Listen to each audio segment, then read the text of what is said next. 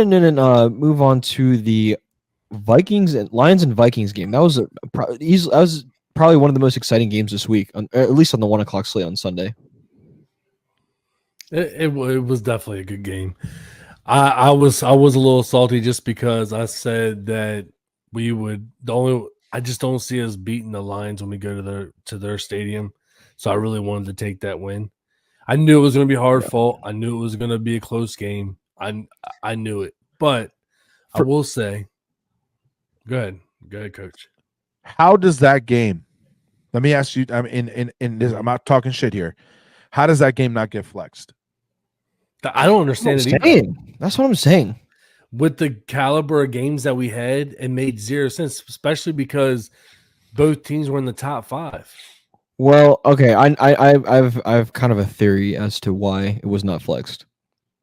First of all, they can't flex at 4:00 because the Chiefs and the 49ers, that was going to be that's the America's game of the week. So they were going to flex it to 4:00. You could have done 8:00, but of course the people, America wants to watch the Steelers on Sunday night. They want to see Aaron Rodgers, this and that. Yeah, that's kind of the two things. So you have to. That's the reason why you have to keep it at 1:00. But if you look at it, everybody's talking about that game between us. Nobody's talking 100%. About the Chiefs game other than when he bull rushed. What's his name? The 49er. Yeah, we'll get to that. We'll get to this. We'll get to that in a second. For those who didn't, who cares? Yes. For you. For those who didn't watch, Lions go into Minnesota and hand them their first loss of the season, 31-29. They squeak away with Lions squeak away with about 16 seconds left. They kick a game-winning field goal. Can we talk about that kid, man? What a story. Bates. Oh, Bates. Yeah, Jake Bates. Bates, man. That story, dude. He was selling stuff. Yeah, he said that. He literally said I was a sage. I thought my football career was over, and I got the call. And I think that's another thing too. Is like a lot of people don't give spring football a chance, but that gave him a shot. He was able to do very well, and had a lot of highlights because of how well he did and what he was able to do in that league and kicking 60+ yards and shit. So it's like, all right, Riggs. They went ahead and said, let's give him a shot. And now this kid's balling out. So, I mean, people don't give the UFL the roses, but it gives people multiple chances. It's the league of opportunity. It's a league of opportunity. That's literally like what they're based on. Mm-hmm. It's given a second chance or a big opportunity for, people who went undrafted. And say honestly, with that game, man, obviously we came out and dominated the first quarter. Lions dominated the second and third. We came back in the fourth. We did great, but we did the one thing that every team is starting to do is this cruise control shit. This let me get back and let them catch the ball in front of me. But when you have a team that needs to kick a field goal, you got to play aggressive. Why do we all they needed was a field goal. Yeah. They weren't going for a touchdown at that point. They were just trying to get close. So we gave them all these in-between plays, and then they were able to get extra yards. It was like 3 or 4 plays they got to the field goal range after we literally shut them down the entire fourth quarter. Jared Goff, though, man, but that's the thing. We had his number in the fourth when our momentum was there, and then we just let up for what? But that man went 22 for 25, almost 300 passing yards, 2 touchdowns. Mm-hmm. Like, he made sure he put the ball where it needed to go. And that's what he's good for this year. He's absolutely. And it was I know you don't like the outcome, my friend. I get it.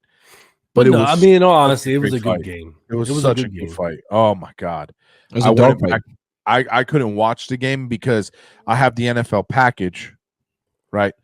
And you would think that it would be on the NFL package, but it's not because it doesn't make sense. But then I had a down. No, dude, we've already talked about this. I'm over this stupid subscription shit.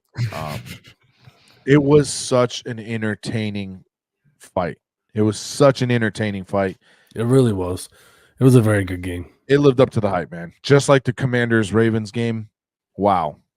The one game that I thought would live up to even better hype would be the Buccaneers-Ravens game, and that did not live up to no hype. I'm sorry. The score does not speak of what happened in that game. Anybody that watched that game, it was the Ravens washing them out. and then we just went on cruise control, and then to the point where we even just pulled our starters with like 5 minutes or 4 minutes left on the clock. Hey, at least you pulled your starters.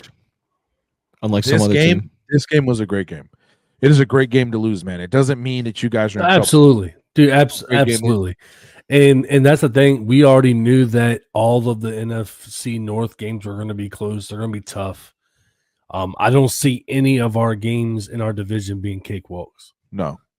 If we were to do a contender-pretender for both of these teams right now, they're both contenders, 100%. 100%. And if I was to do one for the Packers, they'd probably be contenders. The only one that would still be iffy, I need to see them play a tough team, would be the Bears. Mm-hmm. Which, by the way, is coming up this week. They have the Commanders this week. You know what's funny about that? I saw in a group chat somewhere, people were talking about that game, right? And I saw Bears fans actually upset that they don't think that Jaden Daniels is going to play because they wanted that test. Yeah, that's right. They wanted to see if their team had what it takes to beat a contender. Yeah. And that's a lot of times fans are like, yeah, that's good. That's going to be an easy dub for us. There were fans honestly upset because, like you said, Coach, nobody's sold on them yet. Even the fans are like, we want to see what happens when we go against better teams. Right. Yeah. Right. Yeah.